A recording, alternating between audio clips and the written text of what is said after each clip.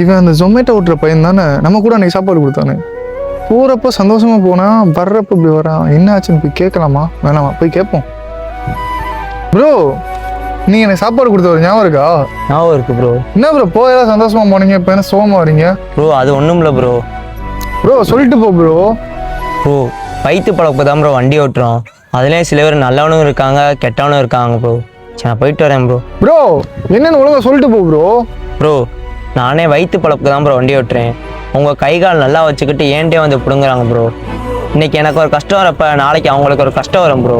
அப்போ தான் ப்ரோ அவங்களுக்கு புரியும். இது எல்லாரோட ஜொமேட்டோ ஓட்டுற வாழ்க்கையில் நடக்கதான் ப்ரோ. என்ன ப்ரோ சொல்ற? உங்ககிட்ட இந்த எல்லாத்தையும் புரிஞ்சுட்டாடா. வா ப்ரோ என்னன்னு போய் கேட்கலாம். இல்லை ப்ரோ வேணாம் ப்ரோ.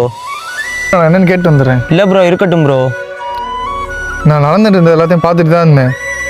இந்தா காசு வச்சுக்கோ, என்னால் முடிஞ்சது. ப்ரோ வேணாம் ப்ரோ இருக்கட்டும் ப்ரோ. ப்ரோ கஷ்டப்படுறவனுக்கு தான் கஷ்டப்படுறதோட வழி என்னன்னு தெரியும். ப்ரோ சொன்னா இந்த உலகத்தில் பாதி நல்லவங்களும் இருக்காங்க கெட்டவங்களும் இருக்காங்க ப்ரோ. நீ சொன்னதே போதும் ப்ரோ. நான் போயிட்டு வரேன்.